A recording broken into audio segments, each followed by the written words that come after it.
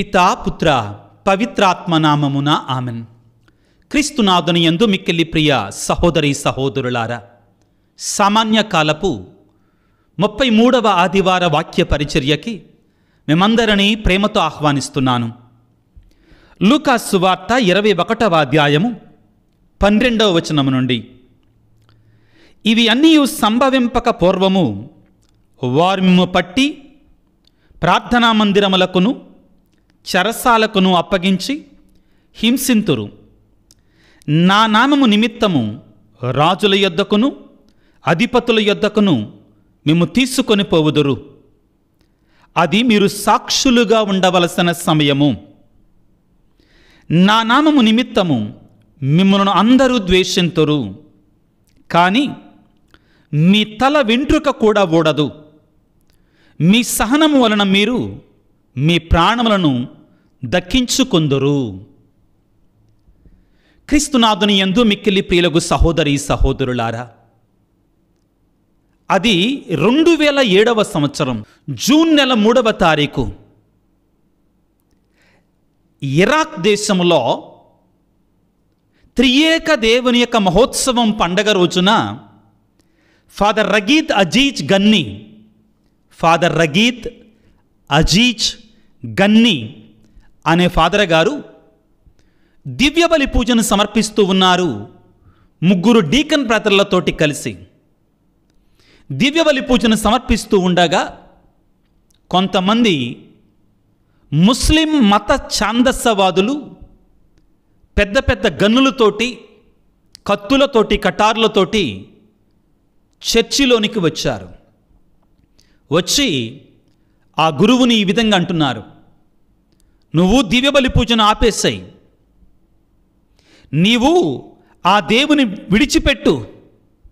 విడిచిపెట్టి మా దేవుని అంగీకరించు అని చెప్పారు. ఆ గురువు కానీ అక్కడున్నట్లు 3 డీకన్ బ్రదర్లు కానీ నిజదేవుని విడిచిపెట్టడానికి వారు అంగీకరించలా. మరణించటానికైనా సిద్ధమే కానీ మా దేవుని విడిచిపెట్టడానికి మేము సిద్ధంగా లేమన్నారు. ఆ సమయంలో ఈ గురువుని 3 డీకన్ బ్రదర్లని కూడా బయటికి లాక్కొని వచ్చి బజారులో అందరి ఎదురుగా నిర్దాక్షిణ్యంగా కాల్చి చంపటం జరిగింది.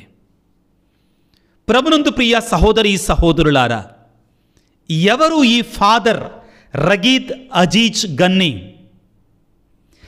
ఈ ఫాదర్ గారి మరణానంతరం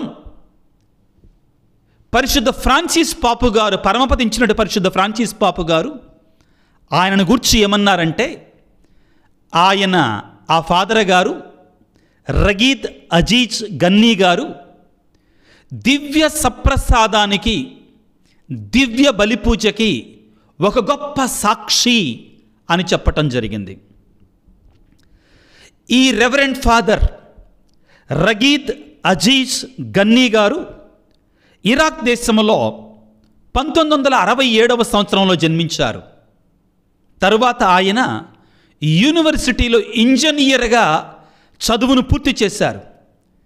అయితే ఆయన యవ్వన ప్రాయంలో ఉండగానే దేవుని యొక్క కార్యాల ఎడల అత్యంత ఆసక్తి కలిగి జీవించారు. ఆ రోజుల్లోనే ఆ దేశంలో అక్కడ భయంకరమైనటువంటి వేదహింసలు ఉండేవి. ఆయన ఇంజనీరింగ్ చదువుతూ ఉన్న సమయంలో దైవ పిలుపును పొందుకున్నారు. ఒక గురువుగా ఉండడానికి ఆయన సెమినరీలో చేరారు. సెమినరీ చదువులు పూర్తి చేసుకుంటూనే రోము నగరానికి వెళ్ళి అక్కడ తన యొక్క థియాలజీ, వేదశాస్త్రాన్ని పూర్తి చేసుకొని 2001వ సంవత్సరంలో ఆయన గురువుగా అభిషేకాన్ని పొంది మరలా నేను నా దేశానికి తిరిగి వెళతాను అని చెప్పారు. చాలామంది వారించారు, అక్కడ పరిస్థితులు సరిగా లేవు, వేదహింసలు ఉన్నాయి, గురువులని మఠవాసులను చంపివేస్తున్నారు అని చెప్పినా కానీ ఆయన ప్రియులరా తన ప్రజల కోసం, క్రీస్తు ప్రభుపై తనకున్నట్టు విశ్వాసము కొరకై ఆ వేదహింసలు అన్నటువంటి ఆ ప్రాంతానికి వెళ్ళాడు. అతనితో కొంతమంది అన్నారు, అయ్యా మీరు చర్చలు తెలిస్తే మిమ్మల్ని చంపివేయటానికి ఈ ముస్లిం మత ఛాందసవాదులు సిద్ధంగా ఉన్నారు అంటే ఆ గురువు పలికినటువంటి మాట ఏమిటి అంటే, ప్రియులకు దేవుని బిడ్డలారా, దేవుని ఆలయాన్ని మూసి నేను ఉంచలేను. నేను దేవునికి ఇచ్చిన మాట నుండి ఎలా పారిపోగలను? దేవుని యొక్క ఆలయాన్ని నేను మూసి ఉంచలేను. నేను దేవునికి ఇచ్చిన మాట నుండి ఎలా పారిపోగలను అని చెప్పి చివరికి ప్రియులారా తన ప్రాణాన్ని క్రీస్తు కొరకై రెవరెండ్ ఫాదర్ రగీద్ అజీజ్ గన్నీ దేవుని కొరకై అర్పించారు. ఈ పేరు ఇరాక్ పేరు ప్రియులారా, కానీ కథోలిక గురువు ప్రియులారా. ఈ విధంగా శ్రమల సమయంలో, బాధలు కష్టాల సమయంలో క్రీస్తు కొరకై సాక్ష్యం పలికినటువంటి వారు అనేకులు ఉన్నారు ప్రియులారా. ఈనాడు క్రీస్తు భగవానుడు రెండవ రాకడ గురించి మాట్లాడుతున్నారు. నేను నవంబర్ నెల ప్రారంభంలో మీకందరికీ కూడా ఒక మాట చెప్పాను. నవంబరు నెలలో వాక్య పరిచర్యని ఆలకించేటప్పుడు మీరందరూ కూడా ఒక మాట గుర్తుపెట్టుకోవాలి. ఈ నవంబర్లో వల్ల వచ్చేటువంటి వాక్యాలన్నీ కూడా మరణాన్ని గురించి, నిత్య జీవితాన్ని గురించి, ప్రభు యొక్క రెండవ రాకడ గురించి, శ్రమను గురించి, మహిమను గురించి మాట్లాడుతూ ఉంటాయి. ముఖ్యంగా ఈనాటి మొదటి పట్టణాన్ని ఒకసారి ధ్యానం చేసుకుంటే, సామాన్య కాలపు 33వ ఆదివార మొదటి పట్టణం ప్రియులారా, మలాకి గ్రంథము 4వ అధ్యాయం నుంచి తీసుకొనబడింది. ఈ మలాకి గ్రంథం 4వ అధ్యాయం అంతా కూడా ప్రభు యొక్క రాకడను గురించి మాట్లాడుతూ ఉంది. వాక్యాన్ని చదువుకుంటే ఈనాటి పట్టణం మలాకి గ్రంథం 4వ అధ్యాయం 1వ వచనము, సర్వశక్తిమంతుడైన ప్రభు ఇట్లా అనుచున్నాడు, కొలిమివలే మండు మహాదినము రాబోచున్నది. ఆ రోజు గర్వాత్ములు దుష్టులు గడ్డివలే కాలిపోవుదురు, ఇక వారికి సంబంధమైనది ఏదీను మిగలదు అని పలుకుతున్నారు. ప్రియులారా, మనందరం గుర్తుపెట్టుకోవాలి, క్రీస్తు ప్రభు తన యొక్క బోధనలో మనందరికీ చాలా స్పష్టంగా తెలియజేశారు. ఏమిటి అంటే, తన యొక్క రెండవ రాకడ తప్పనిసరిగా జరగబోతుంది. తప్పనిసరిగా ఆయన మేఘాలపై రాబోతున్నాడు.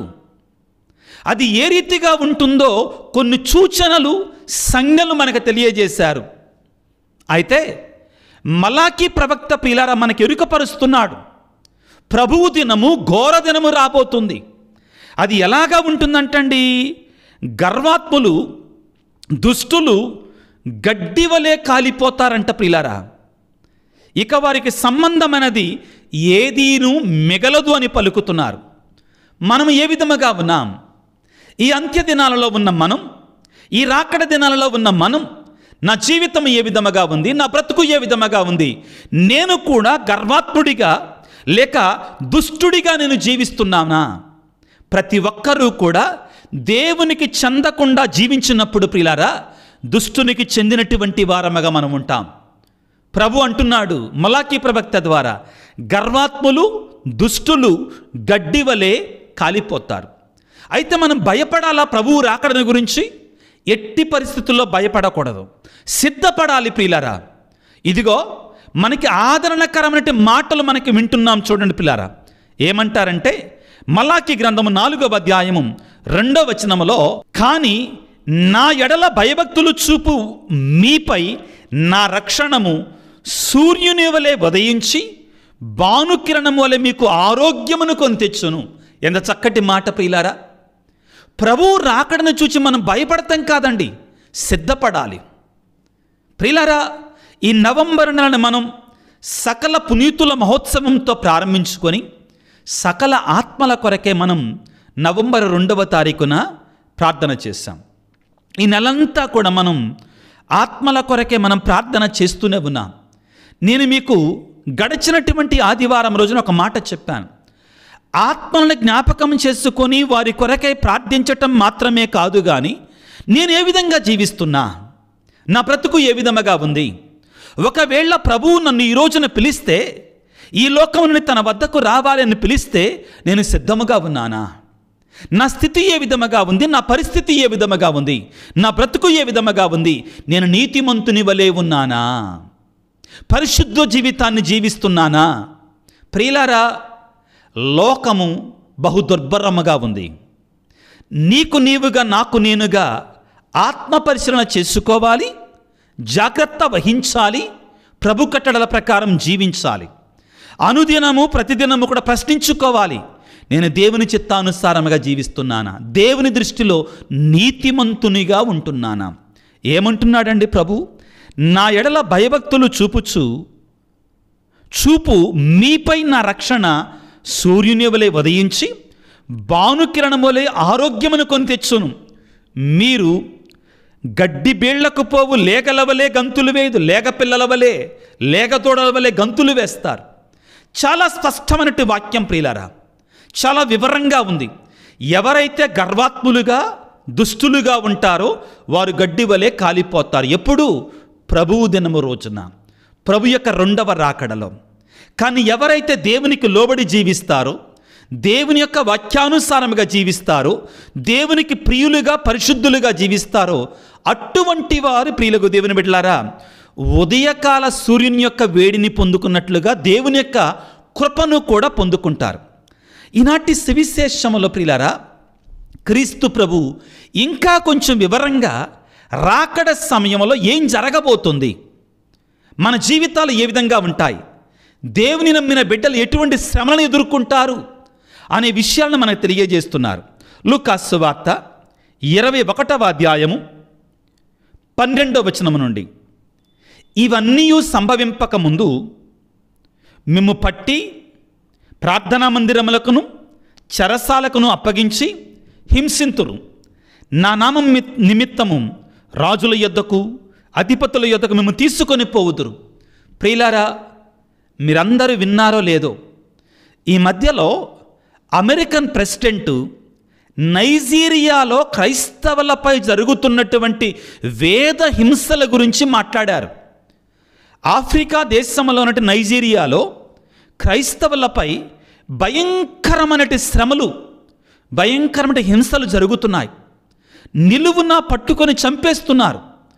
ఇప్పటికీ ఈ 2005వ సంవత్సరంలోనే, ఈ 2005వ సంవత్సరంలోనే ప్రియులారా 7,000 మందికి పైగా క్రైస్తవులను నెట్ట నిలువున చంపేశారంటండి. ఇంకా ఎన్నో వేల మందిని పట్టి బంధించారంటండి.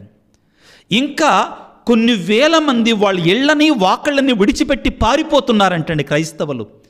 ఇంకా ఎన్నో చర్చిలను తగలబెడుతున్నారట ప్రియులారా. ఎంతోమంది క్రైస్తవులను వేదహింసల బారి పెడుతున్నారట ప్రియులారా. జాగ్రత్త వహించుదాం. మనకి అటువంటి శ్రమలు లేవు, అయినా కానీ మనం ఏ విధంగా జీవిస్తున్నాం, మన క్రైస్తవ జీవితం, మన బ్రతుకు ఏ విధముగా ఉంది. అదేవిధంగా ప్రియులారా 2003వ సంవత్సరంలో మనందరూ తెలుసు ప్రియులకు దేవుని బిడ్డలారా, మణిపూర్లో జరిగినటువంటి క్రైస్తవుల యొక్క వేదహింసలు ఏ విధముగా ఉన్నాయో మీకు అందరూ తెలుసు. ఎంత భయంకరంగా జరిగినాయో మీ అందరూ తెలుసు. ఆ రోజుల్లోనట సుమారుగా 400 నుంచి 500 మంది చంపబడ్డారు క్రీస్తు కొరకై మణిపూర్లో ప్రియులారా, భారతదేశంలోనే. అదేవిధంగా 60,000 మంది వాళ్ళ ఇళ్ల నుంచి పారిపోయి అడవుల్లో దాక్కున్నారు. చర్చిలు, ప్రార్థనా స్థలాలను తగలబెట్టారు. ప్రియులారా, ప్రభు ఈరోజు అంటున్నాడు, ఏమంటున్నాడు? మిమ్ము పట్టి ప్రార్థనా మందిరములకును చెరసాలకును అప్పగించి హింసింతురు. నా నామం నిమిత్తము రాజుల యొద్దకును అధిపతుల యొద్దకును మిమ్ము తీసుకొని పోవుదురు. నూతనంగా భారతదేశంలో కూడా కొన్ని రాష్ట్రాలలో ప్రియులారా, 1-2 రాష్ట్రాలలో ఈ యాంటీ కన్వర్షన్ బిల్ వచ్చిందండి. ఈ యాంటీ కన్వర్షన్ బిల్లులో వాళ్ళు ఏం చేర్చారో తెలుసా? ఇలా యూట్యూబ్లో వాక్యం చెప్పినా కానీ యాంటీ కన్వర్షన్ లా కిందకు వస్తాం మేము. ఈ యూట్యూబ్ల ద్వారా దేవుని యొక్క వాక్యాన్ని, దేవుని యొక్క ప్రేమని ప్రకటించినా కానీ చెరసలలో వేస్తున్నారట ప్రియులారా. చూడండి ఎంతవరకు వెళుతుందో శ్రమలు, వేదహింసలు.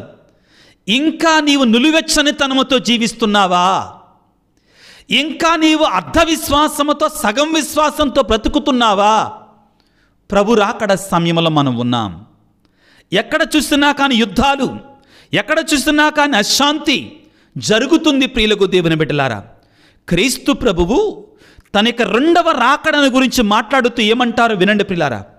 ఈనాటి వాక్యమంతా కూడా తన యొక్క 2వ రాకడను గురించి ఏమని చెప్తున్నారంటే ప్రియులారా, ఇంకను ఆయన వారితో ఇట్లు పలికెను. లూకాసు వార్త 21:10. ఇంకను ఆయన వారితో ఇట్లు పలికెను, ఒక జాతి మరి ఒక జాతిపై, ఒక రాజ్యం మరి ఒక రాజ్యముపై దాడి చేయును. భయంకరమైన భూకంపములు, పలుచోట్ల కరువులు, తెగుళ్ళు వ్యాపించును.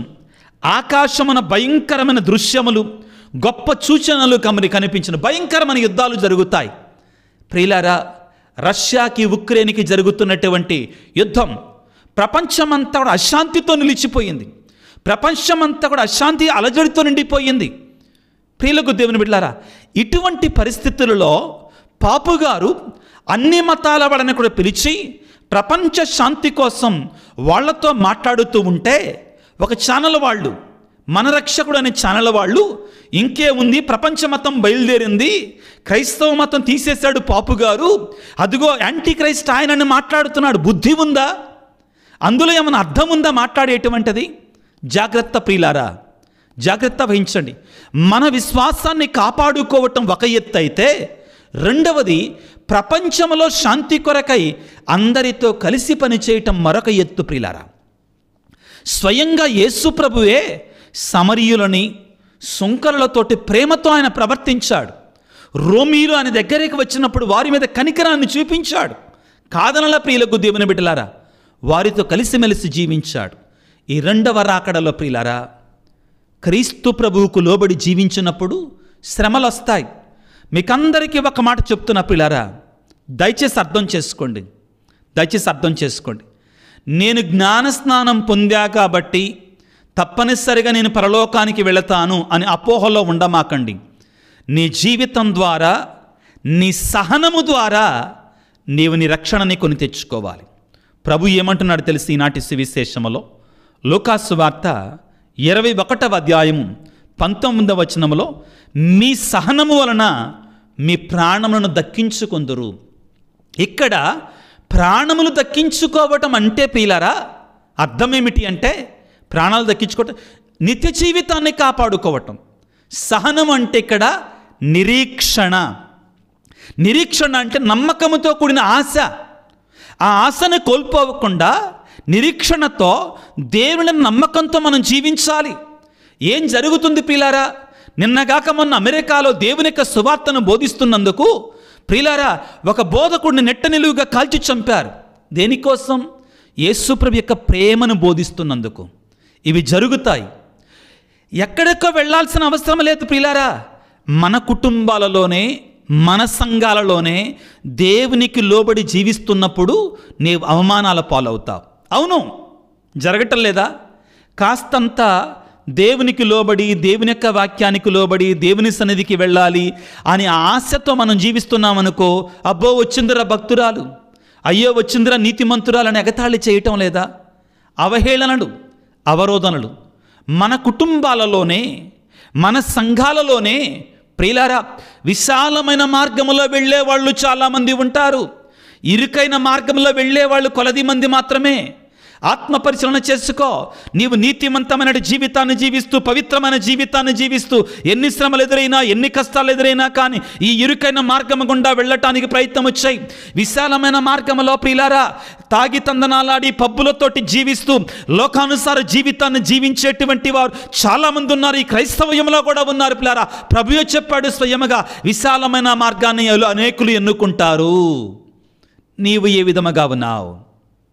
నీ బ్రతుకు ఏ విధముగా ఉంది? యేసయ్య ఈ లోకానికి వచ్చినప్పుడు ఆయన ఒక సాధు గొర్రెపిల్లగా, ఒక ప్రేమామయుడిగా, ఒక కనికర సంపన్నుడిగా ఉన్నాడు. కానీ బిడ్డలారా రెండవ రాకడలో అలా ఉండడు. ఆయన ఒక గర్జించు సింహములాగా ఉంటాడు. ఎవరి వారి క్రియలను బట్టి వారికి తీర్పు విధిస్తాడు. పౌలు గారు కొరింథీయులకు రాసిన 2వ లేఖ 5వ అధ్యాయము 10వ వచనములో ఈ విధంగా తెలియచేస్తూ ఉన్నాడు. ఏలయన మనమందరము న్యాయ విచారణకై క్రీస్తు ఎదుట అగపడవలను. అప్పుడు వారి వారి అర్హతలను బట్టి మంచివి కానీ చెడ్డవి కానీ భౌతిక శరీరమున వారు చేసిన కార్యములను బట్టి వారికి ప్రతిఫలం. నువ్వు ఈ లోకంలో ఏ విధముగా జీవిస్తున్నావు దానిని బట్టే నీకు ప్రతిఫలం బిడ్డ. మోసపోమాకో, లోకాన్ని చూసి మోసపోమాకో. నీ క్రియలను బట్టి నీకు ప్రతిఫలం ఉంటుంది.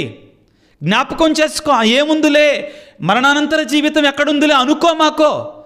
ఈ ఆధునిక ప్రపంచంలో భయంకరమైనటువంటి ఆలోచన సరళి పెరిగిపోతుంది. ఏమిటి ఆలోచన సరళి? ఉందో లేదో పరలోకం నాకు తెలియదు, నేను నాకు ఇష్టం వచ్చినట్టుగా జీవిస్తాను. వాక్యములో, లోకాసు వార్తలో, నా ప్రాణమా తినుము తాగుము సుఖించుము, దేవుడేమన్నాడు? ఈరోజే నీ ప్రాణం తీసుకొని వెళతానన్నాడు. ప్రియ దేవుని బిడ్డ, నీవు ఏ విధంగా జీవిస్తున్నావు? ప్రభు అయినటువంటి క్రీస్తు పౌలు గారి ద్వారా ఏమంటారంటే, మీ రక్షణ కొరకై మీరు గడగడ వణుకుచు శ్రమిస్తూ మీ రక్షణ కొరకై మీరు ప్రయత్నం చేయండి. ఫిలిప్పీలకు రాసిన లేఖ 2వ అధ్యాయం 12వ వచనంలో పౌలు గారు ఈ విధంగా సెలవిస్తున్నారు. కనుక ప్రియ మిత్రులారా, నేను మీతో ఉన్నప్పుడు మీరు నాకు విధేయులై ఉన్న దానికంటే నేను మీకు దూరముగా ఉన్నప్పుడు మీరు నాకు విధేయులై ఉండుట అత్యవసరము. భయముతో వణుకుచు మీ రక్షణకై మీరు శ్రమించండి. ఇంత చక్కటి మాటలు బిడ్డలారా. మనం ప్రతిదినము దినదినము కూడా మనలో దైవికమైన భయం ఉండాలి. దైవ భయం ఉండాలి. భయముతో వణుకుచు మన రక్షణ కొరకే మనం ప్రయాసపడాలి. దేనికి భయం? మనకి పాపము చేయటానికి భయపడాలి. దేవునికి దూరం అవుతామేమో అని భయపడాలి మనం.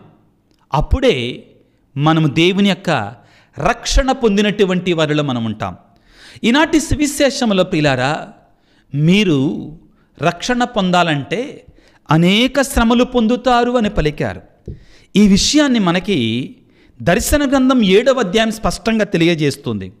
ఇదిగో అక్కడ యోహాను గారు ఒక దర్శనాన్ని చూస్తున్నారు. ఎన్నో వేల మంది, లెక్కకు మిక్కుటముగా ఉన్నటువంటి వారు తెల్లని దుస్తులు ధరించారు. ఆ సింహాసనం ముందున్నారు, ఆ క్రీస్తు ప్రభు ముందున్నారు, ఆ దేవుని గొర్రెపిల్ల క్రీస్తు ప్రభు ముందున్నారు. ఎవరు వారు? ఎక్కడి నుంచి వచ్చారు వారు అంటే, దర్శన గ్రంథము 7వ అధ్యాయము 14వ వచనము, భయంకరమైన హింసను సురక్షితముగా అధిగమించిన వారే ఈ వ్యక్తులు. గొర్రెపిల్ల రక్తముతో తమ వస్త్రమును క్షాళనమునర్చుకొని వారిని స్వచ్ఛముగా చేసుకొనిరి. ప్రియులారా, నీవు నేను కూడా, మనందరము కూడా ఆ క్రీస్తు అనే గొర్రెపిల్ల యొక్క ఆ సిలువ రక్తముతో కడగబడాలి. మనం వేడుకోవాలి, దేవా నేను పాపానికి దూరముగా ఉండులాగున, పవిత్రమైన జీవితాన్ని జీవించులాగున, నీకు ఇష్టమైన బిడ్డగా జీవించటానికి నాకు కావలసిన శక్తినివయ్యా.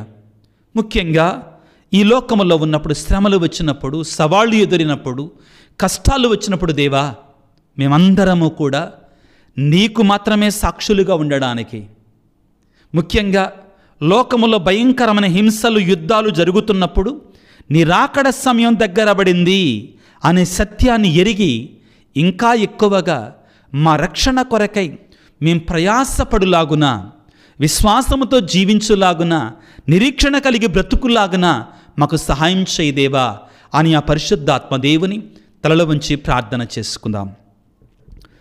సర్వశక్తిమంతుడా, సర్వోన్నతుడా, ప్రేమమయుడా, నీకు స్తోత్రాలు, వందనాలు. ఈనాడు నీ రాకడను గురించి మేము సిద్ధపడి ఉండవలసిన రీతిని బట్టి మాకు నేర్పిస్తున్నావు. ఓ దేవా, క్రైస్తవులమని మేమందరము కూడా నిన్ను నమ్మి నీ వాక్యానుసారముగా జీవిస్తూ లోక ఆశలకు, లోక ఆడంబరాలకు లొంగిపోకుండా నీ నిజమైన బిడ్డలుగా జీవించ మాకు శక్తినివయ్యా. ఈ లోకములో జీవించటం అంత సులువు కాదు ప్రభుగా. లోకపు వ్యామోహాలు మమ్ము పట్టి లాగుతున్నాయి. సైతానుడనేటువంటి వాడు పొదల మాటున మక్కి ఎవరు దొరుకుతారా అని చూస్తున్నాడయ్యా. ప్రభువా, ఈ లోకపు పాపము నుండి మమ్ము కాపాడండి. నీ సన్నిధిలో చేరి నామాన్ని స్తుతిస్తూ ఆ పరలోక విందులో పాల్గొనే బిడ్డలుగా మమ్ము కాపాడండి తండ్రి. ఓ యేసు రాజా, సాతానుకు బానిసలము కాకుండా, సాతాను కబంధ హస్తాలు చిక్కుకొనకుండా మమ్ము కాపాడండి తండ్రి. ఈనాడు ఈ వాక్య పరిచయలో పాల్గొన్న ప్రతి బిడ్డను దీవించమని, నీ సిలువ రక్తంతో కడగమని వేడుకొనుచున్నాం. అనారోగ్యముతో బాధపడుతున్న ప్రతి బిడ్డను నీ సిలువ రక్తంతో శుద్ధి చేయండి ప్రభు, స్వస్థపరచండి. మా కొరకు ప్రార్థించండి అయ్యా అని వివిధ ఉద్దేశాలతో ఈ వీడియో క్రింద ఎవరైతే వారి తలంపులు ఉంచుతున్నారో వారందరిని దీవించండి తండ్రి, ఆశీర్వదించండి ప్రభుగా. నీ పరిశుద్ధాత్మ శక్తితో వారిని నింపండి. వారికి కోరికలను తలంపులను నీ చిత్తమైనటువంటి వాటిని నెరవేర్చండి నా ప్రభుగా. భార్యాభర్తలను కుటుంబాలను దీవించండి తండ్రి. ముఖ్యంగా ప్రభుగా ఈనాడు ప్రత్యేకంగా ఎవరైతే వ్యక్తిగతంగా నన్ను ప్రార్థించమని అడిగి ఉన్నారో వారందరినీ కూడా దీవించమని, వారి తలంపులను దీవించమని మన ఆదురైన క్రీస్తు ద్వారా వేడుకొనుచున్నాము తండ్రి. ఆమెన్. ప్రభువు మీతో ఉందురుగాక, మీ ఆత్మతో ఉందురుగాక. సర్వశక్తి గల సర్వేశ్వరుడు పిత, పుత్ర, పవిత్రాత్మ మిమ్ము మీ కుటుంబాలను చల్లగా దీవించి ఆశీర్వదించి కాపాడుదురుగాక. God bless you. దేవుడు మిమ్ము దీవించుగాక. ఆమెన్.